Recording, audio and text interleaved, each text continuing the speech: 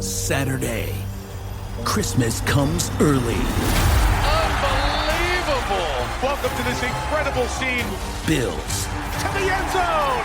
Chargers. It's a touchdown! An exclusive NFL game. That's fantastic! Live in primetime. Wow! Only on Peacock. With a Christmas gift to their fans. They're having some fun now. Bills versus Chargers. Saturday, 7:30 Eastern. Exclusively on Peacock.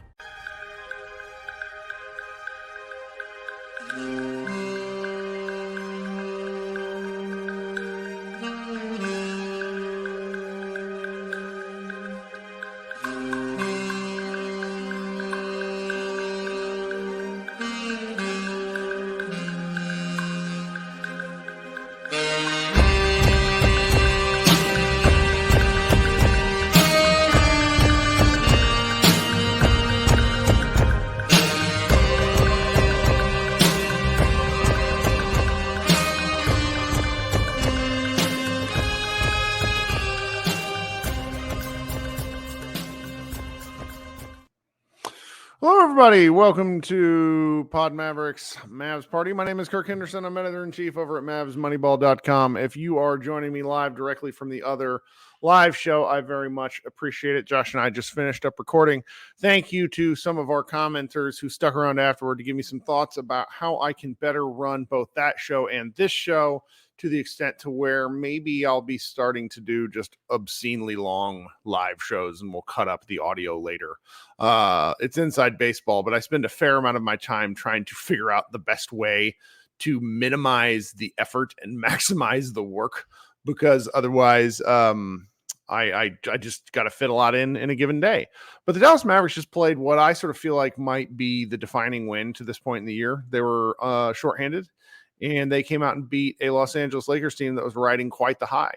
So I'd like to talk about what you guys would like to talk about. So if you have the ability to join the stream, go ahead and click that link. It's that StreamYard link that's pinned to the top of the comments. If you're listening on the audio version, some point Wednesday, Thursday, or Friday, you can come join this show too. We do it on YouTube. I know the barrier for entry is a little higher than the old Spotify Green Room, Spotify Live stuff, but I promise it's easy. You can do it from your phone. We've had some people join while they're out driving. It's always hilarious. We have a good time talking basketball. As I have a good friend of mine who talks about his personal touch grass movement, which is talking to people, not spending time yelling at one another on the internet, meaning Twitter and Reddit and Facebook, where you don't actually have like actual human interactions. When we lose, sometimes these can be more fun because we're all just like getting our takes off. But a win like tonight deserves to be celebrated by actual human beings. So let's go first to my man Chris Haley, who might have been at the game. You never know with this guy. He travels like 4 hours to go to these games. What's up, buddy? I like that shirt. Nothing much. Oh, thanks. Appreciate that. My wife was like, I wish you would have got me one of these. I wonder, I think my wife, I don't know this, but I think my wife for Christmas might have gotten me one of the gray pullovers that they wear on the bench. So yeah. I can look like a fucking Mavericks coach when I do these podcasts. So yeah. We'll see. I did go to two Mavs games actually a week and a half ago. It wasn't planned. I went to the Grizzlies game first, but that's when Luka was out. One of the worst games in history. I'm sorry. Desmond Bain. I'm glad we beat them. I guess last night, right? Yeah. So we wake up the next day. I'm like, ooh, there's a Stars game at 1 p.m. Son's never been to one, so I took him to the Stars game, and then I'm looking at him like, I already knew that the Mavs were playing later that day, and then it showed that Luka was playing. I'm like, okay, we're already here, man. It's like, let's just go. So we went to two Mavs games and a Stars game. So that was my first, my son's first Stars game. So that was nice. Outstanding. Live hockey is fantastic. There's just This game tonight, I wouldn't say I was surprised, but dang, man. I mean, without Kyrie too, Luka can, play, getting double teamed all the time. It just casualed him. I mean, he can just break it. And Tim Hardaway Jr., I'm just waiting for him to fall off that cliff, man. Like with his production, he just keeps playing good. So, but honestly, I still want them to trade him like while his stock is high, because we're all waiting for him to kind of like go back to where he was last year. So what do you think about that? I mean, I know you were in the last show. Did you hear my sort of opinion that his ability to take what end up being pretty okay shots in terms of bailout shots and bad Mavericks possessions, where Luka will find him with 6 to 8 seconds left after a, kind of a meandering possession where Luka's not able to do anything. And Tim just sort of willingly takes bad shots. And they go down for him because he's such a confident shooter. And I think he takes those, I call it impulsive shots. It's just like he's just dribbling. He's going to take the shot. He's just got that green light, and that's great. No, I mean, if he's hitting them, and he's hitting them this year. But the question becomes is if you move Hardaway, who becomes that green light specialist? Because you got to have that guy in this offense. I'm convinced. Seth Curry, because they both can't play defense anyway. Curry's so dang short though, and I feel like he has to work a lot harder to get his shot off. But if you could say that a quarter into the season that we would be a half game behind the second place, we would be. Well, I think we're half a game above the Nuggets, the defending champions. Didn't see Minnesota, being this good to be in the first spot. But, it's a long season, but dang, I'll take it. And especially with having several games with Kyrie being out. Yeah. Thank God it's just a bone bruise. I mean, I don't really know how long. I think I might have had an injury like that before. I mean, do you think maybe 2 weeks at the most? I have no idea. And what I am more content with wins like tonight buys you cushion. So He's that good because I don't want to rush him back. We're going into, we think that it's a scheduled loss, but then Luka ends up playing out of his mind. He's playing consistently good. Thank God we have Derek Lively. Oh yes, I'm so glad we didn't convey that pick to the Knicks. I mean, last year was just it was bad. I mean, we all know this. It was torturing all year long. But if we got Derek Lively out of it, who knows? Maybe he's the piece. So, I mean, I honestly think we could win a championship this year. We just got to do something at the trade deadline and get a backup center. We can't rely. I'm glad they didn't play Dwight Powell tonight. I just don't see why he's out there anymore at all. And I'm not going to blame the whole Kyrie thing and falling. That was an accident, but I'm okay with it. Like a Dwight Powell in case of emergencies only situation or against certain matchups, I think is fine. The Lakers are not a good matchup for him. That the really bigger teams, Dwight Powell, everybody goes through him like tissue paper. I think you can steal minutes for him at certain matchups, but not tonight. It's just the volleyball slap thing he does, and just the getting hit all the time in the face. He's just not. He's athletic, but he's just not big. I guess we got. This is random as shit, but we got a little boy. My son's in second grade, and I help coach his YMCA team. We got this little boy who's playing basketball for the first time. And I always have to tell him, like, number one, be a goldfish. Don't worry about your mistakes. It's fine. And I said, number two, go try to rebound. So this week's the first game. And by trying to go in and rebound, he did the Dwight Powell thing where he just like flies recklessly into traffic, slamming into other children. And it absolutely killed me. I had a player like that too. I'm actually, my son's starting his 6th season at the Y. And we started. I had to tell the boy, I was like, I appreciate your effort. Please don't hurt anyone. Yeah. Yeah. We won the 4th grade championship last year, but we're going to club league, a little bit better league this time around, and get some better competition. But with the Mavs and all, I couldn't be happier with what's going on right now. And then that's not even counting Kyrie's going to come back. There might be a trade coming down the line where we can. I like what Nico's doing, and actually, I talked to Nico and Michael Finley briefly at the game. It was the Thunder game on that Sunday. Awesome. They were only a few rows ahead of me, and I wanted to meet Michael Finley because I've been a Mavs fan since 2000. Finley is an all-time Mavs. I told him, I was like, I've been a Mavs fan since 2000. I respect you. You're one of my favorite all-time players. I shook his hand. And I saw Nico sitting right next to him, like, hey, good job this summer with getting Derek Lively and all the player movements. So it's kind of cool just chatting a little bit with them. But youth in the chat, do me a favor while we're in this. If you're under the age of like 25, go pull up Michael Finley's basketball reference page. Look at his 1998 to 2004 games played and minutes per game. It will make your brain explode. One year he played 83 regular season games. How? He got traded and played an extra one. That's Finley is a psychopath. I love him to pieces. He's my favorite. Yeah. Like it was the tail end of that 2000. It was a 99 to 2000 season where I think that they got really hot, but they still ended up missing the playoffs. But that was the start of something where the 2000 to 2001 season they were good, right? And then 01, 02 got really good. So. Well, man, thank you for getting us started. And I got a bunch of people waiting. So do you got any other takes we want to get to? I'm good. Yeah. let's just keep up the win streak here. So Thank you so much. All right. Gotta have All it. right. Man, I almost removed myself from my own podcast. That's how bad I am at this sometimes. All right. So I want to show you guys something. Then we're going to bring up Connor. We're going to bring who's next here on the mic. But I want to show you guys we're just going to watch this angle of the Luka Doncic pass, which you guys have probably all seen already. But because I kind of hop right into this, I miss some stuff sometimes. So let's take a look here. We got this Luka Doncic pass. We're going to make the screen big enough. It's only 8 seconds. Hopefully I won't get in trouble for this. But watch this thing, guys. Look at this pass here. I mean, wow. Sorry. It's the pass from Luka where he goes around Jackson Hayes, past Rui Hachimura into Dante Exum at the top of the key victory. It's one of the craziest things I've ever seen.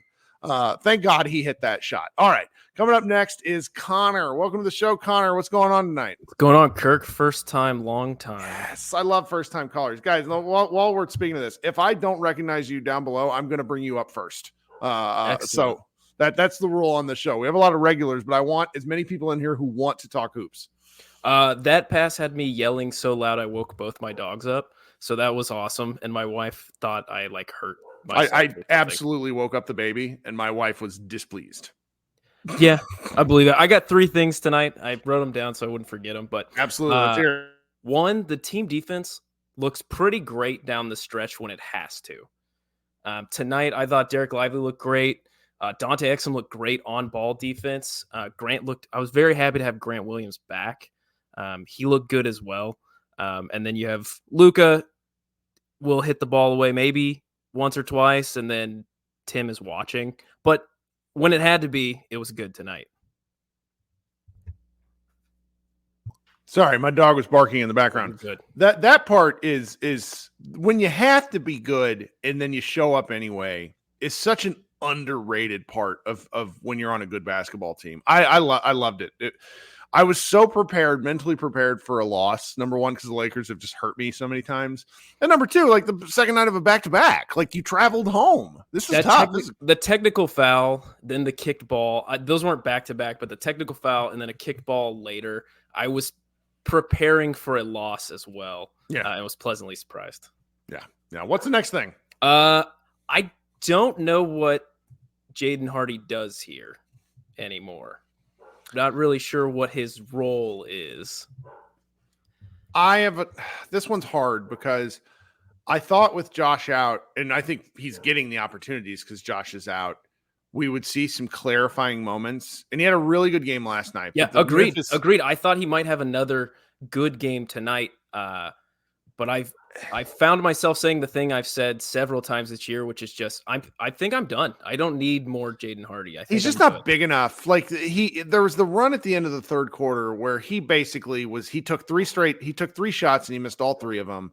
And he wasn't alone in being bad. So I'm not crushing him. No. He was kind of he's the person who you look at in that matchup because he took 2 elbow jumpers that were frankly bad shots. But number one, it's not like he could do anything else because Anthony Davis sort of blots out the sun. And number two, he doesn't really have the quickness to get anywhere else. So if his jumper isn't falling, he's just not that helpful. He's just a body. Yeah, if he catches, they have to stop letting him play make. If he gets the ability to catch and shoot, if he gets the ability to cut and then make a dribble move off the bounce when he's already in motion, I think he's a lot more functional. But this crap where they let him, razzle dazzle, it doesn't do anything. It's painful to watch for me. Yeah, and with Tim back, I think they kind of overlap in terms of what you want him to do. You want him to be shooting more than you want him to be dribbling and trying to get past guys. And with Tim back and Tim shooting really well tonight, you just kind of go, I don't know, man. I don't know what you do here. Yeah. And then finally, it's just cool and fun to watch the Mavs play meaningful basketball against a good team and win. So it's a great take. That's all. It's just it's fun. Hope you come back. Thanks for joining us. Of course. Thanks for having me. All right. Coming up next, we have Brandon and his fantastic beard. I'm trying to grow mine out like his, but I don't think I can get quite the lushness. Brandon, what's up? You're on mute. You got to unmute yourself, dude. There we go. He sees it. No, see, it's the mute icon on your name. So click it in the box. You might be able to unmute it. I'll bring Brandon back up here in just a second. We're gonna go to Micah next, or is that? Oh, there we are. Yeah, you're back, Brandon. Oh, sorry about that. That's okay. Can you hear me now, Kirk? Yeah, no, we used to have snafus like this all the time in Spotify Green Room. Are you kidding? This is fine. Hey, did you see the jersey that Cuban had on this tonight? Yes, my wife specifically asked if I could email him and ask him not to wear it again. I liked it, man. I was like, man, I got to get one. That was nice. You liked it? That's like, I think that's like an age thing where us older dudes are like, you know, I kind of like the football jersey, and then it's a taste thing. But as long, you know, if the Mavericks keep winning, he can wear that every game. Yeah, I was thinking about the 80, and then I figured out this kind of when they started. So I was like, I wonder why he got on 80. But man, Michael Finley, if you remember back in Phoenix, he would dunk on everybody. And he was actually in the dunk contest when he was younger. So he's one of those that ended cartwheel dunk contest. Oh, say it again. The cartwheel, where he did the cartwheel right before Vince Carter did the most amazing dunk in history. Right before that, he's one. And look, Dallas had both of those. So those are the few guys in the dunk contest that ended up being good players and good dunkers. So that's kind of rare. Yeah. But you know what? I was thinking about Hardy, and, you know, with the Mavs' talent, I think he could play himself out of the rotation, but I don't think he could play himself out of the lineup because Dallas is often, you know, injury-prone team, and sometimes I think they have to mix it up a lot because they get run off the court by so many bad teams and good teams that I think that he would eventually find himself back in the lineup. But I think so, too. I think he's young enough, and I just I want them to stop. They're giving him circumstances and situations to where you can see if he's developing and learning. And I just haven't seen enough to keep giving him this playmaking opportunity. Like, let the guy catch and shoot. Let the guy catch and drive. Stop making him the de facto point guard. It's not good.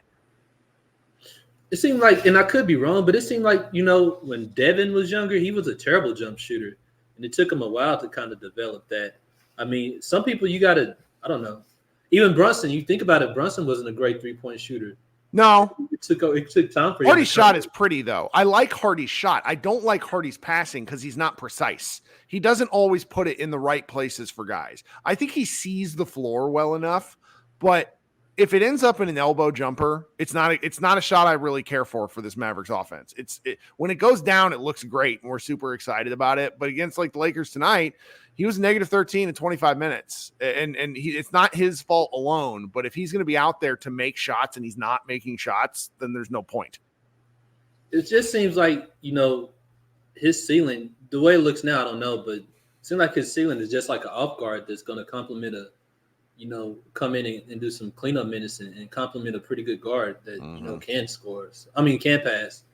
But, you know, and just like I was looking at the roster, and right now I feel like trading would be more of a disservice than an actual benefit because trading guys on their upside without knowing how far Dallas can push it, you know, this season could actually do more harm than good because, I mean, even though it's early in the season, Dallas is seeing what they have, and keeping these guys around throughout the year could, you know, make it more beneficial in the future. Like if somebody wanted to trade it and get one of the guys, as opposed to trying to highlight everybody by the end of, you know, the trade deadline and, you know, dumping what we can for the constant desire to play fantasy GM is really irresistible for a lot of folks.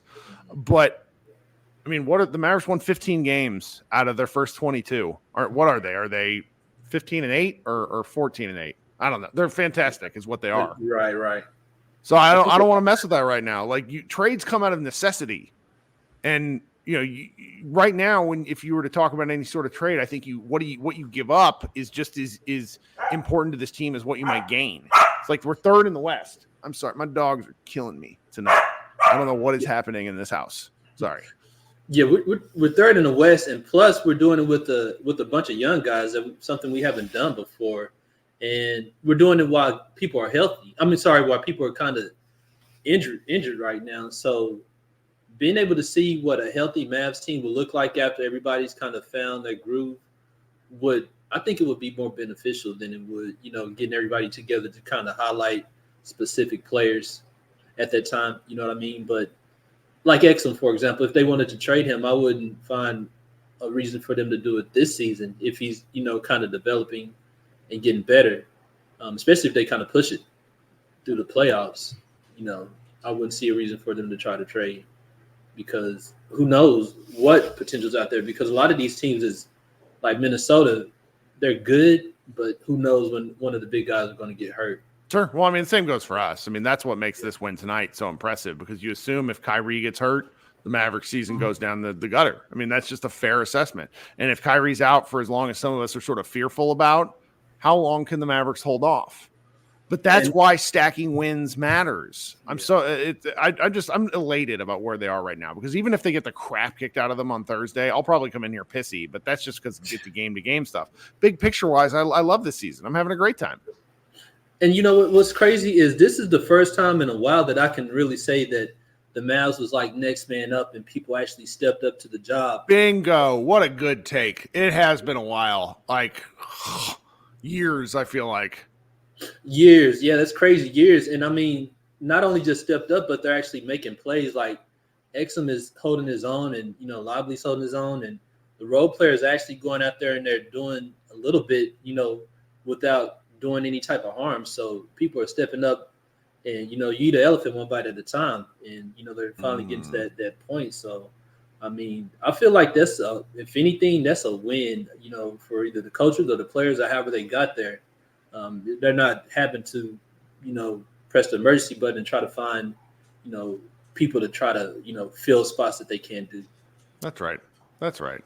Well, thank you so much, my man. Appreciate you joining as always. Thank you, Kirk. All right. Coming up next, we're going to bring up, we have Sonic hanging out down there. I'll bring up here in a second. Yeah. So I got some advice kind of in the last show, which is basically if we want to do live shows like this, I should consider, hey buddy, what's up? Sorry, baby dogs. This is life for you. I should consider basically running super long shows because we had like 350 people in the other one. And if there's something about the way the algorithm works where it's like if I do 2 live streams pretty much back to back, they kind of eat each other, which makes some sense. So that may be what I'm doing where I'll just kind of be pivoting and then I'll post one show up. So Sonic, welcome to the show. Hey, hi Kirk. How you doing today? I'm great. What's going on tonight? What are you thinking? Loving this game, loving this win. Always love against the Lakers because, the Lakers, along with the Yankees, were always the team that stopped us from going anywhere. So it doesn't matter, what happens. That's always fun. But I do. So the one thought I had, especially looking at the record is crazy. This time last year and all the criticism that we heard going into this season was just how terrible and how much everyone wanted to get Jason Kidd out of here. But that's happened this year.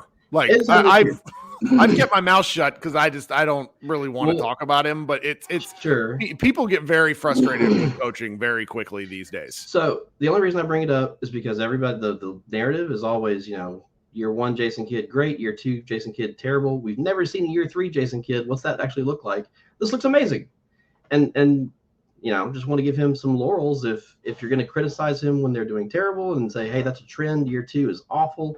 Well, what if this is what year 3 would have looked like? Well, I think there's something to that. I also think there's a take earlier in the previous show. I think somebody said something along the lines of the Mavericks are so injured that he doesn't have options. Yeah. And he kind of has to make these choices. And with a guy like Exum in particular, it's paying off. That's true. That is absolutely true. But they're good choices. I haven't heard a whole lot of complaints about poor choices. If Jason Kidd's been brought up with any commentator anywhere, I've heard it's good in the rotations, good in timeouts, good in he's just not making bad choices. I really like Nick Angsted's take on this, that coaching just in general, you have maybe 5 to 3 coaches that actually can affect a game. And you have a couple 5 to 7 coaches that can actively hurt games. And every other coach is just they're there and they don't really have any discernible impacts. In fact, there's some articles I've found that basically make some good arguments that out of timeout plays make no discernible difference on win percentage or, like in the big aggregate. So I'm like, Jason Kidd's just one of those guys. He's not hurting us, anyway. But that's neither here nor there. I think this was amazing. I'm loving the start of the season. This has just been great. It is nice. And, just stacking a win when the team is this hurt is going to stick with me for a while. And that's why, for me, I think this is like the game of the year. They need a lot of things to go right. I mean, Josh Bowe pointed out they hit 21 of 43 threes. Like, that's hard to beat. I mean, the Mavericks have run up against that. But I would rather be lucky than good. I don't really. Yeah. Just, and that's just I'm for it. I'm really delighted. So let me ask you this. I mean, you brought up a good point that Tim Hardaway Jr., the whole idea of trading him, we're getting to a point now where it's like if you do that, like, how do you replace what he loses? If you don't think that with some minor trades or no trades you could actually win everything, actually win a championship, and you do trade him, wouldn't this be a good pivot point for future seasons to exchange his amazing scoring with the identity that they're trying to form and exchanging that scoring for defense? Even if you get a worse scorer, filling that role with the kind of defender that you need to make up that scoring that he's giving you right now. Defense is very difficult for me because while it's what I actually understand about basketball more, at the NBA level, how that sort of connectivity of defense impacts everything else. Like, I often I hearken back to the two-wing combo in the 21-22 playoffs where the Mavericks made it to the Western Conference Finals. Like, revisionist history from some fans is like Reggie Bullock wasn't that good. Reggie Bullock ruled for about 3 solid months. Yeah. And so it's him and Dorian connecting at the right time made Dwight Powell playable.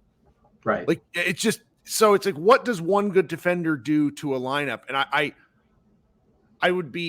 I can see why that's interesting to people. I'm very reluctant on that because if you're going to be right about this, you need to be like very, very sure. And that's where the risk comes for me. Does that make sense? It does. But if you're doing like a risk reward kind of comparison, like if you keep him and you're still not assuming that this is a championship year, how is he going to help you get to that championship in 2-3 years? Right. Are you? Yeah. No, that's fair.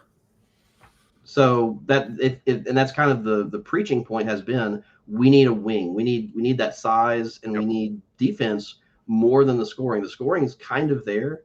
And I know we're kind of poo-pooing on Jaden Hardy right now, but I mean, honestly, isn't that kind of the space that Jaden Hardy needs? He needs that time, and he's raw. He's not doing super great now, but maybe it's just he needs the room to grow, and Tim's taking it up in a way that is helping us win right now. But if we could exchange that for a really good wing defender, someone that has more size, let's just say, like, just straight up trade. If we just swapped Tim Hardaway for Dorian Finney-Smith, or don't have like good ideas like where in that mid range would defenders we could do. But what in the long term, how would that help? And would that be a better move to help us to a championship versus keeping Tim? If it's a guy that you can keep longer, I think that's something you have to stare at really hard, because you're right. Tim Hardaway's older. But yeah, that's a really interesting hypothetical. I'll have to think on that one. Okay. Well, that's all. I didn't really have any other major thoughts. Great win. Thank you so much for joining. Appreciate you. I hope you come back. Yeah. All right. Talk soon. All right. Coming up next, I see another new face in the chat down there below. We're going to go to Mr. Green. And I hope my regulars will forgive me for letting folks jump the line, but I want people to come back to this. This is fun whenever we talk basketball. Mr. Green, how we doing? I'm good, Kirk. Welcome. All right? Another Australian guest 2 nights in a row, or I'm sorry, I'm assuming you're in Australia. Where I was feeling like I was letting the team down, mate. So I thought I'd better get my shit together and get on here. Well, I appreciate you. Thanks for joining. My first YouTube. It's quite a few times, and expressed my disgust after a few losses, which I know you love. You love that. I do. That's the whole point, because one of the things that I've lived on the internet for a significant portion of my adult life, which is a weird thing to say, but people get so nasty when they're not talking to another person, and it's like it's just basketball. Like let's get our feelings out without like taking it out on another human being. So, all right, what's going on? What are you thinking? Well, mate, look, I got to stick up for me, man, Dante. I made some pretty bold calls before the Olympics to say that, you know, there's a very good chance he's going to outplay Josh. A lot of people who obviously haven't watched Dante play in the Australian team, you know, and you've said it a few times, Kirk, he does control the ball when he's on the court. I can't believe the Mavs are rolling with it. I can't believe they're letting him have the ball. Mate, he's not making a lot of mistakes. The last 3 games have been ridiculous. You know, his impact is huge. But I'll tell you what I said yesterday. He's given me a lot of Dinwiddie vibes. He's the poor man's Dinwiddie. You know, Dinwiddie was on a $24, $22 million contract. We got Dante for peanuts. He's doing a lot of the same stuff that Dinwiddie was doing, except I think he's, how would you put it? He's not looking to score as much, and he really puts his focus on the point of attack defense. And, man, we have been missing that since I've been watching. Since I've been watching the Mavs, Luka's second season. He's bringing a lot to the table, man, and his shooting tonight was fucking ridiculous. Absolutely ridiculous. Awesome. The shooting is almost its own conversation, but I loved what you had to say about the point of attack defense. I don't remember this many Maverick strips and fast break layups in a 3-game stretch in my entire life. And It was Exum just like picking pockets. Like, what in the world? I love it. More of that, please. You know what it is? It's his length, and it's the fact that because he's an older guy. And I can understand people like your last caller saying, you know, let's look at moving Tim on, get some youth in and all that. But man, you gotta know how to play defense. Dante is excellent at navigating screens, but he's got the length, Kirk. You know, the thing that I love so much about having Dinwiddie is, as much as Brunson was a great player, he's just too small, and it affects a lot when you're trying to clamp things up and when things start to grind down, especially in the playoffs. Mate, that extra 2-inch reach on the arm is going to get you another possession. And when we signed Kyrie, I was stressed, and I was like, man, here we go again. You know, we've got the advantage with Luka being so tall, but now we're going to bring in like a 6'2", 6'3" guy in the backcourt, and it stressed me out, man. And I think that I don't know how you take Dante out of the starting lineup. I don't think you do. I don't know how you do it. I don't think you do. I think it's going to be absolutely hilarious at some point when the Mavericks have Luka Doncic and Kyrie Irving, each guy's on max to like sub-max contracts. Derek Lively on a rookie deal, Derek Jones on a minimum, and Dante Exum on a minimum. And then the Mavericks are the 3rd seed in the West. And look, you know, Derek Jones Jr. off the bench. I mean, his athleticism, his length as well. You know, him and Dante to me are interchangeable players. So I love the fact that we have the opportunity to have 3 strong ball handlers that aren't going to dribble it off the foot like a Timmy, that we have the ability to put on the floor at any time. And don't get me wrong, Kirk, I've been on here before with the old Spotify, and I kept on saying it. Tim is our 3rd best player. If we didn't have him in the Clippers playoff run, we would have been trash. Mm-hmm. He has the ability to shoot us into it. He also has the ability to shoot us out of it, but man, I'm just so happy with how this season's starting to roll. I can't see us getting Dante out of that starting lineup when everyone's healthy. I just wish that Grant Williams was 4 inches taller. That would make my day. I mean, I'm just happy that whatever like system reboot they did for Grant Williams worked out, because he was looking like a dead fish on the court, and then he just comes back and is like, "Oh, I had a nice, I had a nice vacation. Went to the spa," and he looked so much better. I was just delighted. He was stinking it up, man, big time stinking it up. And for a guy who talks that much shit, you can't stink it up for 2 weeks back to back. So great to see him have an excellent game. The shooting tonight was insane. And, a few guys said it, man. My 2 dogs absolutely shat themselves when Exum hit that corner 3 in the 4th, because, man, I was just so happy. You know, like for him to continue to hit them, he'd already had a fantastic game before the fourth started. But man, what a fourth quarter by Exum! Bloody Loved it. awesome. Loved it. That's Thanks all so I much got, for Kirk. joining. Talk soon. No All right. worries, mate. See you, buddy. Okay, coming up next, we're going to fly through some of our regular guests, and then maybe I'll go to bed. We'll see. Micah, I see you and the phone right up against your eyes, like you're my dad on FaceTime. What's going? I'm just kidding. What's going on, dude? What's going on, Kirk? It's Can fun. you hear me all good? Oh yeah, I can hear you fine. The preview screen of you only shows you from here up, so it's like whenever I talk to my dad on FaceTime, I often have to tell him, I'm like, Dad, pull the phone back. I don't want to see into your soul. So, what's going on, anyways, man? That was a great game. Like, if you're trying to preview an NBA game to a casual, like that's the game you want to see. Mm-hmm. It was fun. I'll have to start with this.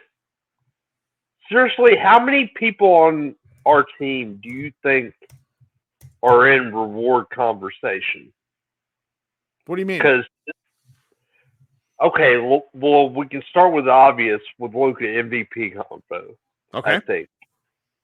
And then I really don't see anyone that's even close to Timmy as far as Sixth Man of the Year right now. Love it. I've not really given a lot of thought. So the nice part about the tournament, and I'll let you keep going because I know there's more than those two, but the nice part about the NBA like the midseason tournament, is I've given zero thoughts to any of this stuff so far. And now I think that the tournament's over and we're a quarter of the way through the season. I think it's worth discussing as opposed to the first 10 games. Right. Like you got a larger, like we're pretty much a quarter of the way through the season. Yes. Yeah. So like you have a good enough sample size, and it's just like I don't see more than two rookies that are outperforming Lively at this point. And if we want to talk about what the real conversation for MIP shouldn't be just somebody that's like averaging a few more points. You know, like we're talking about a guy that was out of the league and now he's putting up 23, 6, and 7 like it's nothing. Like, I mean, isn't that more most improved? If we're talking about the actual definition of what the reward would be. This is a great series of takes. Because you couldn't get on a team. You're over in Europe for the last 2 seasons that he's been there, and now you're a big part of the reason that a team is basically in the 3 seed right now. Yep. So I think you got to have that conversation about that kind of guys. I love this. This is you're right. I think you're right. The answer is there are lots of conversations to be had on them. And I'm going to have to pick and choose which arguments I want to make when, because I don't want any one of them to get sort of drowned out by another one, because it's not like all 5 of those guys or 4 of those guys can win actual awards, but that's a fun thing. It's fun. I'm just like seeing people there in the conversation. It's just, this is a fun team to watch. I've enjoyed watching them. I came into this game thinking that, this is a scheduled loss. And, me too.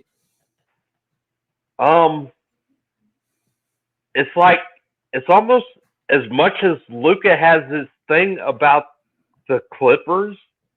I swear Tim has that with the Lakers. Because I swear I don't know why, it feels like he cooks them every time he plays them. Yeah. Feels like it. This is good stuff, my man. All right, Kirk, I'm about to get some sleep, brother. You get some sleep. We'll talk next game, all right? Have a good one. You too. All right, coming up next is my guy Ruben, who's been patiently waiting, long-time listener, multi-time caller. We'll see if he graces us with his face as opposed to his avatar.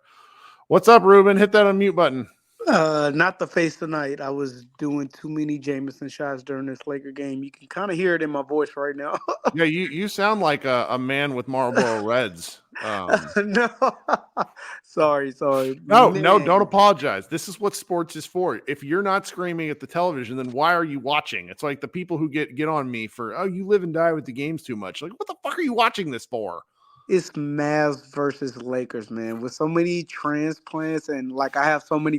Oh no, I'm a Lakers fan. Da-da. I'm like, bro, you were born and raised in Dallas. Oh, it's because of Kobe and shit. Oh, come on. Like, look, I appreciate and respect Kobe, but I love hating Kobe, like the sports ball player. I don't.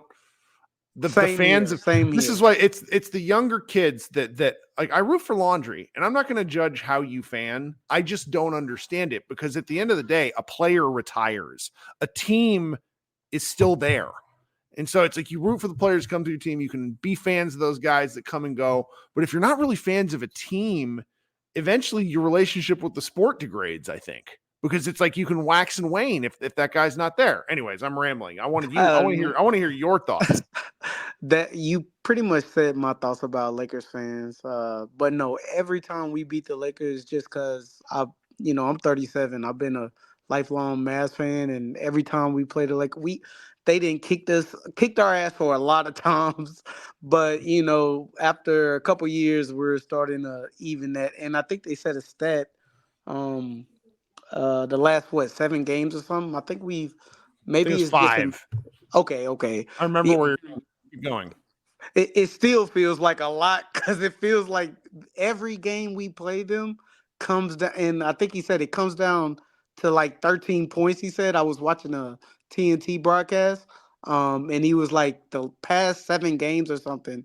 It's like I think we're winning the record, but every game is like it comes between total 13 points or something like that. Yeah. It's crazy, but I'll be quick. What a game. And I just want to shout out SJ. I think she's a contributor to she tweeted out, "Oh, Exum just had a baby too." I was like, "Dang, I forgot he got he's a new baby daddy," and she retweeted it, and like 1,000 people are it got crazy. Like, shout out SJ though. But I forgot I think that new baby daddy energy is a thing. Him and Luca are like, I wasn't expecting Exum to be this good. Like, I don't think anybody was. That pickup was so under the radar. Like, okay, whatever.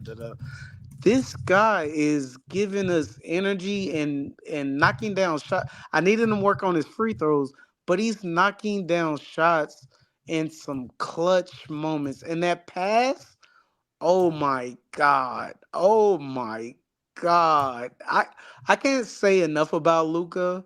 It's coming. It's beginning to come like it, we would think like his rookie year he was outstanding, and ever since his rookie year he's first team NBA all-star.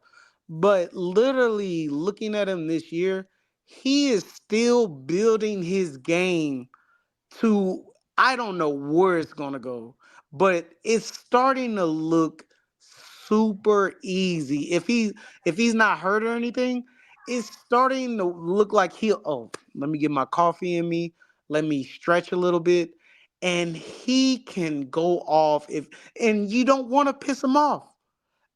And the refs do that by accident or maybe literal. But I'm sorry, I may be rambling. No. When Luka got hit in the mouth, it was the White Goodman scene from Dodgeball where he goes to the door and he gets punched and nobody makes me bleed my own blood. That's what Luka was. He had the look like this, the complete incredulity that someone would make him bleed. It was great. And then he did something about it, which was the cool part. Like he already knows when we have a lot of guys out, and we beat the Lakers, but I think this is why this game was like you said, it was like I forgot how you said it. It was like a big game. It was a monumental game, and we won a monumental game. It's the That first like one we've won this year because if you look at the standings, there's some games where we've lost. Where you go in against like the Nuggets, and you're like, okay, if they lose this game, they're playing the Nuggets. This is the first game where I looked at the schedule and I'm like, man, they're going to lose the Lakers, and they didn't, and that's pretty awesome. right, and that's what I meant. And I hats off to Nico for giving us this bench. And I think the guy before the last guy, maybe it was the last guy, but he was saying give props to J Kidd because he's never had a third year. Nobody's ever seen J He Kidd. has had a third year. It's just the third years have gotten progress. The Bucks' third year was dark. Right. And then I think he actually got a fourth year with the Bucks and then got fired midway through the fourth year. Oh shit. Yeah. Well, he just all got that- progressively worse. So that's why the Mavericks looking decent is really good for him. Yeah, and I feel like I think I like said it in the comments. I feel like he's learning this year. Like he's actively showing that he's learning because he's actively using all the pieces that his GM is giving him. He's not like it. I was pulling out my hair. Sorry, Dwight Powell. But I was pulling out my hair. I'm like, you have maybe a couple bigs. We just don't even know what they can do in a live action game. And it took them a while. I'm not saying that Holmes and Markieff Morris, shout out Markieff Morris for hitting a couple threes. Well, a three tonight. But you don't know unless you don't know what they'll do unless they're seeing live bullets. But I take my hat off to Nico just because I was a little skeptical about Lively, and maybe because all the Mavs podcasts I listen to, including yours and Josh, but it was like, oh, we shouldn't take this guy this high, and da da da. But if you go on the NBA's Instagram page right now, there are like three. Lively is almost becoming a household name. I don't know if the media guy for the NBA went to Duke, but they are showing Lively so much love. Like they are Maverick fans. I don't think they're Maverick I fans. think he's leading the league in field goal percentage. Like you can only ignore Lively in the Chet in the big man conversation for so long because what Chet is to me, Wemby's in third place. I don't care how many points he scores. They're on like a 37 game losing streak. So what Lively is doing and contributing to winning and what Chet is doing and contributing to winning is much more interesting. I'm sure Lively will be the better player one day because he's a 7'4" freak. But what Lively is doing right now is the kind of thing that we could, it's more than anything I ever dreamed. And we're 23 games into his career or whatnot. And he's 19 years old doing this. Oh yeah. Yeah. And they posted a video where LeBron was talking to him and they were like, game respects game. That just made my heart grow bigger than the Grinch's. But I'll try to be quick. I don't want to go on a tangent or anything. But the Lively, where we took him to get Omax was in this game. And I just want to say, I think I probably replied on Twitter to the Hardy, to your Hardy post or whatever. And it's just like, and I do agree with you. I don't like when they're trying to make him a point guard. I feel like he's like a baby THJ. Put him in the corner, like space him out, put him on the 3-point line, let him shoot. His shot is beautiful, but those last two possessions, when Lakers were going on that run, he was a little under pressure. Like, oh my God, I gotta let me go in here and get a midi or what he feels like is an easy shot. And I'm looking at him, I'm like, bro, your easy shot is from the 3-point line. You should have did a step back a couple times. I would have accepted that, not going where traffic is at and doing a midi and getting blocked. But I said that to say this. We have been wanting the Mavericks to use their draft picks, right? Yep. I like hear you all the time. They poo-poo the draft every year. When we finally start using our draft picks, we get a Josh Green. We finally get a Hardy. We get a Lively. We get a Omax. And I kind of, like the last guy said, I don't want to trade those pieces off because they're young as hell. Like they have shown some incredible feats since being Mavs. Shit. Jaden Hardy almost had maybe he did have a 30-point game against the like he is showing great improvement. And I don't want to trade that away for a like a 35-year-old piece Sure. that'll retire tomorrow. If you stand by, hey, I want the Mavs to use their draft picks, don't trade away good players that they use the picks on after 2 years. That it's kind of like it's stupid. It's like what do you want them to use their draft picks for? Don't I would rather at this point, and I'm on the stand where I love this team's chemistry. I want a vet big. If we can trade Powell and our second rounders, I'm all for it. But I'm a little against trading Hardy, Josh, like young pieces to get what? And nobody can answer that. To get what? I A hear you. piece that like we hope that'll That's fit why next. I don't want any trades. Like I really don't. Like if unless you're moving it for a big man, which I just don't. I think the big man market for functional bigs is going to get snatched up by people with better assets. I think we're stuck. And so at that point, don't move anybody. Hold your horses and see how far you can get. Because it's like I don't want to rain on anybody's parade. I don't think this is a championship team. That's not a criticism. It's just the NBA is hard. So let's get to the playoffs, see what we can do, and then build something new next year. Right. And when you said a big man, what big man for other better assets though? Like literally, I really can't think of one. Capella, like I don't want to give up big assets for Capella.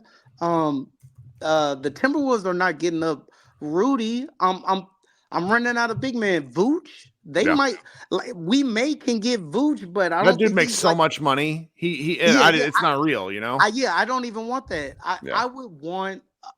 So I'll get off with this.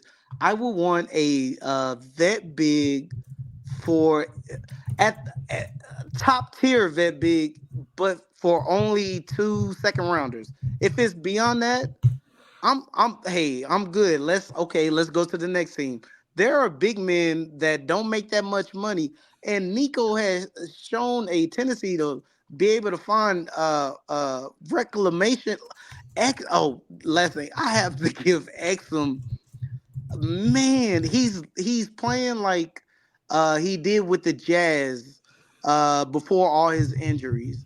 And the last guy said the MIP, if he keeps at this rate, he deserves it. But I don't know if the NBA gives the MIP to somebody that wasn't in the league and now is in the league.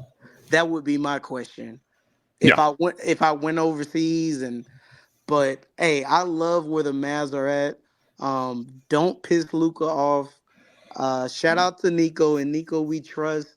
But yeah, let's try to keep our young pieces. Hardy doesn't see that much playing time, and that's probably why he, has lapses. But he is a baby, THJ. And last thing, THJ, I know is. What do you feel like? Do you think it's gonna fall through? Like, THJ is on a high right now. Like he is balling, but do you think we should trade him while he's balling, or Nope. Keep him. no? Yeah, I think I'm on the same boat. I'm But gonna- thank you, Kurt. Hey, Thank you. You're the man, dude. Have a nice night. I saw your wife and baby have a little cameo. Shouts out to them. And let your dogs bark. We all have dogs. Hey, you don't gotta mute it. Look, no, it's awful. Like the dog barking is a riot. The baby crying is y'all just, I love that part because I think it's funny. Oh, All right, you be good. We'll talk soon.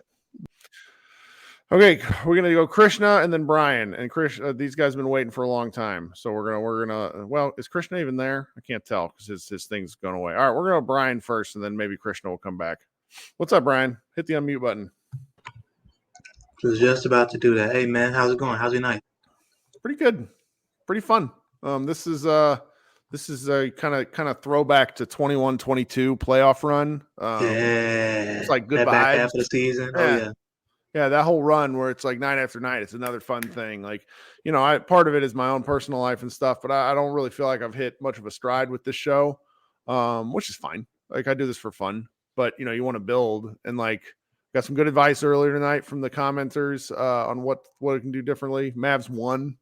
There's good things to talk about that are different. So I'm kind of having a great time with this overall. I mean, I'm sure I'll be pissed as hell on Thursday if Rudy Gobert makes me mad at the world because he does something extremely French and makes me angry. So what are you gonna do? Yeah, they've got the likely defensive player of the year, and this is one of the few years that Rudy may win it where I'm like, no, he absolutely deserves it. That dude is kicking ass this year. So if he comes in here and he and Carl and they have Jaden McDaniels back now, if they just make things tough for us Thursday, I'll understand it. It's like you said, there's a matter of, you can be angry as a fan game to game, but keep the big picture in place. We'd still be, 15-9 and in either third or fourth place in the West. So still in good standing, right? That's why you stack wins. Like, dude, getting 2 wins on a back-to-back and the second game being the Lakers, like, I couldn't have imagined that last season. I don't care about Jaden like having an off game because honestly, all I needed to see from Jaden was what he did in the Grizzlies game because he had been off all season long up to this point. And at a certain point, I was just like, I was throwing him in trade packages left and right. I was like, dude, I just need you to show me a flash. Show me that dude from last year is still there, and then we can still make something work. Because it wasn't that, I thought that his ceiling wasn't something suddenly, worth waiting on, or that I just thought he was a trash player. It's just like, dude, we hadn't seen your thing is hitting shots. We haven't seen you hit shots in a while. We need you to get hot. We need you to be confident. We need you to show that you can contribute in some way if your shot isn't falling. And he gave us all that in the Memphis game. And the shot wasn't there today, and there were some pretty bad minutes. But you know what? We got what we needed from him. If his development takes on an arc kind of like a Jordan Clarkson type, a more recently Kobe White. Dude, have you seen what Kobe White has been doing this season? Unbelievable. It's like, this is why anybody that really wants to give up anything for Zach LaVine, like I had one, I probably muted him on Twitter, but I had one guy being like, Kirk, we know you don't watch any actual basketball. That's why you can't talk about these other players. And it's like, look, do I watch as much as I used to? No, but I can tell you what's happening right now. And like LaVine, he's sitting down because they're going to try to move him to the Lakers. Like, that's what's going to happen. And then Kobe White is like, oh, well, I'm going to remind people that I got drafted and I'm in the NBA for a reason. And it's really spectacular. It took Kobe White 3 years until last year to even look like an NBA player. And this season, last 10 games, I think I was tweeting about this morning. He is something like 23, 5, and 5 on 50, 53, 89 shooting. Like, he's been amazing. And like, if that's kind of the arc that Jaden Hardy's career is going to take, where it's going to take him some time, because there are some moments where it just looks like he doesn't belong on the basketball court with some of these guys. Yeah. But when he's on and when he's rolling and when he's confident, he's making good decisions and being quick about what he's going to do with the ball. Like, he looks like one of the best players on the floor. And so if that's what it is going to be, like, we're talking year 3, year 4, really seeing the pop from him. I'm really tired. Who's the white guy Utah has that was on the Bulls and that I honestly didn't want? Utah? Yeah. I'm Finnish basketball player. Oh, Lauri. Yeah, Lauri Markkanen kind of had a similar path where it's like, yeah. This dude doesn't look like he's an NBA player. Well, I mean, NBA player, but like, he's a catch and shoot guy. And then all of a sudden it's like, oh, this is a guy who you can build around, who you can do things with. And progress is just not linear in the NBA. And I think that's a really important reminder. I think you're right about that. Where it gets difficult for us as Mavs fans is the notion of, where are you in your team building cycle? Certain guys you need to be good. That's what makes this Lively thing so fucking ridiculous, is we needed him to be good. And not only is he good, he's spectacular. So it like all of a sudden shifts that timetable where I started the year with, I want them to be a play-in team. I've moved my adjustments to, I want them to avoid the play-in, to when they beat the Lakers and I'm high on my own supply, I want them to be a top 4 home. I want them to be a home court team. It's great. I mean, What? Like, why not? Why not? Let's have some expectations. Let's have some fun. Grant is back, and yeah, they just hit the restart button on Grant because his shot is just suddenly falling. He looks a bit sprier, like he was still, kind of hobbling around a little bit. He could definitely still feel it in the knee, but he looked good tonight. Man, we have gotten great contributions from pretty much everybody that Nico has added this offseason in at least one game. I think I was tweeting about that the other night. And like, dude, don't even get me started on Dante and Derek. Like, I think Derek Jones Jr. I think he was out this game, but he's good for life in my book as a Maverick. He can play on my team whenever he wants to, for however long he wants to. Dante Exum is a dude that I was excited about when I immediately saw the signing. I wasn't sure what to think because I was like, dude, I haven't heard Dante Exum's name in like 2 years. He was with the Cavs. And I looked up his numbers in Europe and I saw how well he was shooting. And I went and I watched some clips of some games and I watched how well he was playing. And I watched him play for the Australian national team, like Mr. Green was saying earlier. And I was like, nah, this dude has a battery back in his back. Like the knee injuries took a little bit off the speed, but that first step is still ungodly if he catches you off balance. And he can get to the rim almost whenever he wants. And being able to do what he does and play off an already heavily bent defense on the other side of like Luka or Kyrie, it's given him a lot of life and it's really energized him. And he's given it back to us in a way that I genuinely appreciate. And the fact that Nico locked him up for a second year, super dirt cheap, is where I'm just like, look, man, like I'm ready to hand Dante a blank check and just be like, look, whatever you want, we can go ahead and extend this for another 3 years, brother. You can stay. That's right. That's right, man. Hey, well, thank you so much for joining tonight and staying up late. Of course, dude. Thanks for having me. I guess it's not that late. No, not really. It doesn't feel like it to me. It's 11 o'clock. Then again, I also did just finish I missed the fourth quarter of the game because I had to install a new dryer vent hose. And that was the first time I'd ever done that. It's horrible. So I'm glad you didn't cut yourself because I sliced a finger open dealing with the big metal tube. Mm-hmm. Oh, dude, no. I got lucky and I had a little bit of help, but I was just worried. I'm like, man, I hope the dryer doesn't catch on fire. And so far it hasn't. Before you go, did you finish Blue Eye Samurai? Oh yeah, brother. I finished that as soon as it came out. Did you see season 2 got approved? I did, and I was like, it better have. I gotta watch the finale tonight. I'm gonna do that tonight. And then I'm going to listen to The Ringer has that podcast on the Ringerverse called The Midnight Boys. Do you listen to that? I haven't, but I hear about them all. It is my favorite. It is my favorite podcast. It is hosted by Van Lathan, who is just absolutely hilarious. Yeah, I love that. Jomi Adeniran, and then this guy Charles, who does all their music stuff. So it's 3 black guys and their white producer who they cook like with fish grease at least every episode. They will just make him so uncomfortable by like implying that he's being racist. It's the funniest podcast I listen to. Like there's active and passive listening, and Ringerverse with these 4 guys it's one of the funniest shows I've ever listened to. And so for stuff like Blue Eye Samurai, because they're all nerds, like they just eat this stuff like this up. And I know like half the feed is like, what are you talking about, Kirk? It's a show on Netflix. I don't watch a lot of anime because I'm a old guy and I just don't really get it, but this show is so unbelievably beautiful, and the voice casting, it's like, oh my god. And so anyways, that's what I'm going to do tonight when I'm off. I'm really excited. Yeah, I'm glad the Ringer has a show like that back, because when they lost binge mode with Jason, that's what replaced. So Rubin, it's all those. It's they filled the gap. It's the Ringerverse podcast feed. It's good. Absolutely really amazing, good. And it's they do all sorts of different stuff, but mostly hate on things, which is just it's great content. So, all right, man. Thanks for hanging out. All right, brother. Thanks for having me again. All right, coming up next and finally is Krishna, who likes to round out our shows at the end of the night. What's going on, Krishna? Kirk, how are you? I'm good. What are you thinking tonight? Yeah. So I watched like the first quarter up to when we were up 13-8, and I had to do something. Came back, I saw the halftime score. I said, I'm a little shocked, 71-61. Like, it's weird thinking about how high these scores are, and like, because I started watching basketball kind of late compared to most people. I started watching at 13-14, but even then, you think about what a halftime score would have been. It would have been like, oh man, you get to 60 points, man, that's a lead. And now it's like 60 points. Like, who cares? It's kind of insane. I'm not complaining about it. I just find it very funny. Yeah.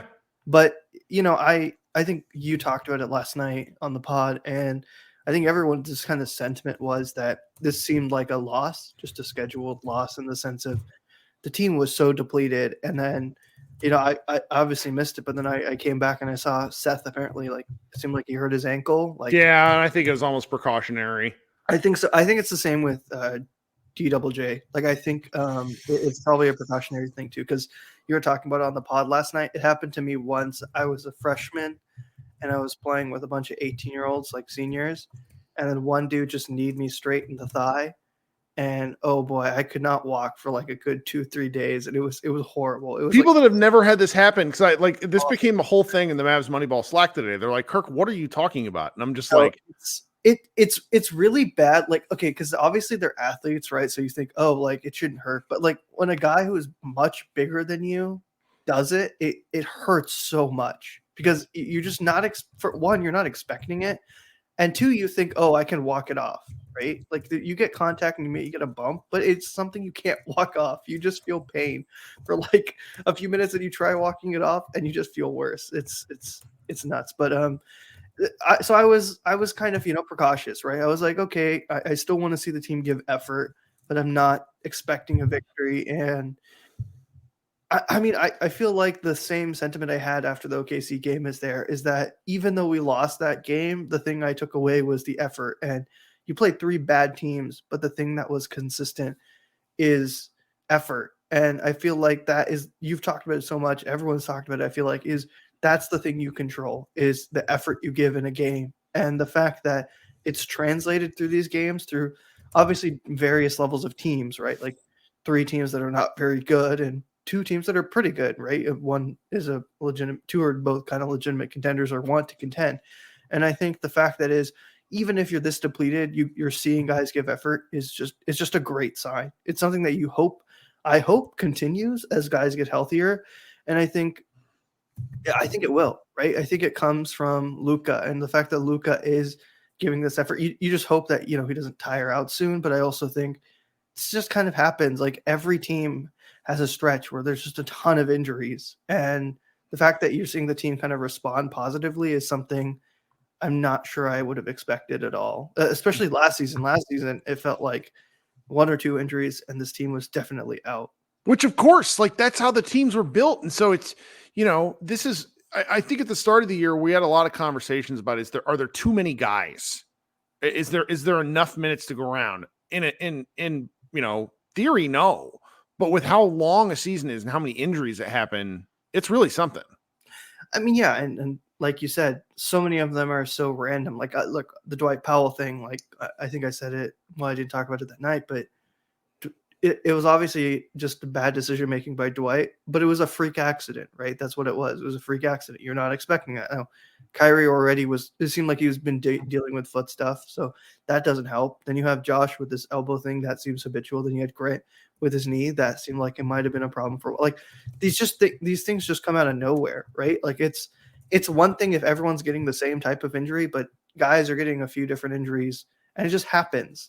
And so, I think this is why I was a little bit more positive on the way the roster was built this season. Was it felt like, okay, I'd rather have too many people. Sure. Hey, we have way too many people to play than go back to last season, even 22 at times, where you just go, I have no idea who we are going to play off the bench. You look at the Suns right now. It's why I was never super high on the Suns, because I feel like all the depth pieces the Suns have, they're very good if they're your 11th to 15th man roster pieces. I think that's right. Asking them to be your 4th to 15th all the way there, it's too much. And it's not, it's the whole thing I talked about last season, the season before. You're asking guys to play roles and give you more production than I think it's unnecessary to. And I feel like now guys are you're asking them to do more, but I don't think you're not asking them to do this for 2-3 months. You're asking them to do this in a few game stretches or here and there. And I think that's what makes me more positive about it is you're seeing guys step up in the moments that they have to. Obviously tonight, THJ, crazy game from it. It's obviously I get all the frustrations, and I remember in the offseason you talk about, oh, you want to get him or Buddy healed, but we like to think adding players is like adding. It's like on 2K where you just put the player in, the chemistry is fixed, and like it's just a puzzle piece. But the reality is, players have to be comfortable in a situation playing with other people, and it doesn't work like that. And something that we underrate, I think, oftentimes is the inbuilt chemistry players have just from being here for a long, long time. Yep. And you see that with Tim. Like, do I get frustrated sometimes when he does really crazy stuff? Of course, everyone does. I'm not saying that, but you see his value a lot more in games like this when you need him to. And obviously for Dante, this is awesome, right? Dante is kind of like I think it was Jay Easkies. I don't know if you retweeted it or someone did, where you wish there was a comeback player of the year award, because that's exemplary of it, right? I mean, the number 5 overall pick, there was a reason for that. He clearly has talent, and sometimes it just doesn't work out, but credit to him, and honestly credit to Nico or Dennis Ellis. That's right. Dennis Lindsay, yes. To whoever it was, to bring him in and give him a chance, like a decent contract, 2 years. Like people look at it and say, oh, like that's a weird swing, but you know what? You take a swing. Who cares? At that point in the roster, take swings on people. Like, you just need to give talent a chance. And he clearly has talent. He clearly works hard, and you know what? Give him credit. Just a really, really great game. People will say like, oh, the shooting variance, but I also feel like the past 3 games, the Mavs just haven't been shooting well from 3, which was such a weird thing to think about, but it happens. And there was a stat they pointed out. I think the Mavs, like, role players, I think shoot like 32% on 3, which is like 2 or 3 percentage points better than most other teams. And so obviously it's going to vary, right? The 3-point shot is not really consistent, but yeah, just really, really, really great stuff from the team. I'm excited. I was happy. And everyone's going to talk about the same things. I think Hardy, it's my opinion, right? And you've talked about it, just that the development cycle for players is so different. It's so different. And I agree with you. I never felt like Hardy was ever going to be the superstar. I don't think anyone was expecting that. And I never felt like he was ever going to fill the THJ role. But I think that giving him the minutes and the opportunity to do so in the right spaces is more important. The same thing with Omax and all these other players. I think we look at Lively, and he's such an outlier in everything. Like, they put up a board of like where he ranks in all the rookies, and he's like first in field goal percentage and third in rebounds and then third in this and then third in, it's like, that's like an outlier. And then you consider who the other 2 rookies are. One of them is playing on a horrific team in the Spurs. Another one is playing on a absolutely ridiculously talent loaded roster in OKC. So the fact that he's doing this stuff, it's an outlier. And so it's why I feel like the patience that the team is having currently, it seems like it's having, like, we don't know. Obviously the team could make a trade. I feel like is a bit smarter in just terms of, I don't think that a trade is necessarily a bad thing, but you've talked about it and so many people have. The trade that we necessarily want isn't the trade that might be the fix, right? Like, I can't remember the sentiment around the Aaron Gordon trade, but I don't know how many players or how many people would have looked at that trade at the time and said, oh, this is a guy who's going to, help turn this team into a championship team. And, I think it was 2-3 years ago, like you just don't know what the future prospects of a team are. And, I feel like I've mentioned this before. It feels like now this is roster building that should have happened in Luka's second season, which is frustrating that's happening now, but it's better that it's happening now rather than never, which I think is a positive. But ultimately it is what it is. It's a positive win. Hopefully, the guys get rested. And who do we play? We play Minnesota on Thursday, right? Oh, that's going to be brutal. Yep. It's going to be absolutely brutal. Well, let's get some rest. We'll talk soon. All right, man? Yeah. Take care, Kirk. All right. We got one more caller. This isn't my old thing. I'm never gonna break like referring to things on like the green room element. We have Harold who joined late. Harold, what's up, man? Welcome to the show. Can you hear me? I can. Thanks for joining. What's going on tonight? What are you thinking? Something that someone said earlier just kind of like struck me, and I just felt compelled to call in.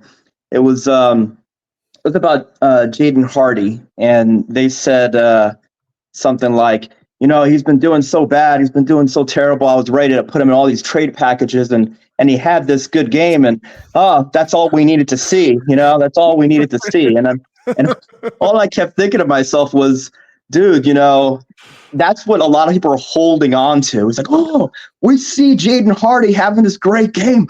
Oh man, he's going to be great. Look, something special, and I'm like, all right, right. So I'm thinking like, dude, every single Jaden Hardy game, we see the same things, right? Which is like the bad decisions, even in the games that he shoots well, which is that one game, I guess it was the Grizzlies. But, he still will attack the basket, and there will be like two defenders in front of him, and he just keeps going like this train, and he gets blocked. And it happens too often for a team that's trying to be competitive for a championship. And that's where we are right now. Yeah. So, just my opinion is he's the kind of guy, I think his ceiling really is Tim Hardaway Jr. with possibly better defense. And he's not going to be a superstar, but there's a lot of teams out there, just like a lot of fans, because there's 31 other teams who hold out hope of like, hey, we can do something with this guy, So I'm telling you that I really think that he should be traded. And the reason is because, and that's another topic, I really think we're a player away. And do you think that we're one player away from competing for a championship? No, I think we're two. I think we're a backup big, and I think we're a real defensive wing. I think you might be able to work out one of those, but I've also kind of preached throughout most of this podcast, I don't want to mess with what they have, because I think what they have is sort of a special sauce right now. And that could change. The season's really long. They need to get to, what is it, like February 5th or so? December is when trade talk starts to kind of heat up. It wouldn't shock me if they moved off anyone, but also it's like they're winning while playing through development. I had a guy, he deleted the tweet, but it's still in my timeline. It's this guy Ryan, who said, you're being a little harsh on Hardy. He's a second round pick with 900 minutes in his career. Have a little perspective. That's true, but when you're on the timeline with a guy like Luka, all of your timeline is shortened, and your path for your margin for success is narrow. So if a guy, there's a little bit of an element of shit or get off the pot. Like if you're not helping, then we have to figure out what to do with you. The thing about Hardy is I think he has helped enough. He showed flashes. I just want them to stop putting him in a position where he looks like an idiot. Like stop giving him the opportunity to play make from the top of the key. And then he ends up taking an elbow jumper. It drives me crazy. Yeah. I mean, I really think that we're one player away, and here's why. When we almost won, and I guess, what was it? We went to the conference finals. Was that 2022? You remember the formula. You've talked about the formula a lot with having Dorian Finney-Smith and Bullock, who, those two defenders made Dwight Powell look good. Well, now Dwight Powell is Derek Lively, okay, who's better. All right. And he's going to get better. I think by the end of the year, unless he hits the rookie wall, Derek Lively will know more and play better. Mm-hmm. And if we got Derek Jones Jr., who I think he's comparable to Dorian Finney-Smith or Reggie Bullock, one of them. And if we get another really good defender, I think if you have like Mikal Bridges over there, somebody like that, or Anunoby, who's better than either Dorian Finney-Smith or Reggie Bullock were, I think we'll have a better team than we had then. And with the West right now not, being all that great, and we're currently third. Not saying we can maintain that, but I think we'll still be competing somewhere between third and fifth at this point. But with a player like that, I think we can definitely be like first or second and compete for a championship. So, it's not for sure. It isn't like, it's not one of those things where we'll be like, oh, we're going all the way, baby. That's it. But I think we'll definitely be contending. We have a superstar player like Luka, and I really think it's time to go for it. And as far as the backup center, I think a backup center is easier to get. The great wing that we really are trying to get is going to be the difficult one, and the one that's going to potentially hurt. And a lot of Mav fans, I think, need to be prepared to lose some people that they've become attached to, like Hardy and Green and a couple of draft picks possibly. But I just think it's time to go for it. Love it. Love the heat. Thanks so much, Harold. Talk to you soon. All right, brother. Take care. All right. Great show. Longest show we've had in a while. A lot of fun. Tell your friends, tell your family, make them all join.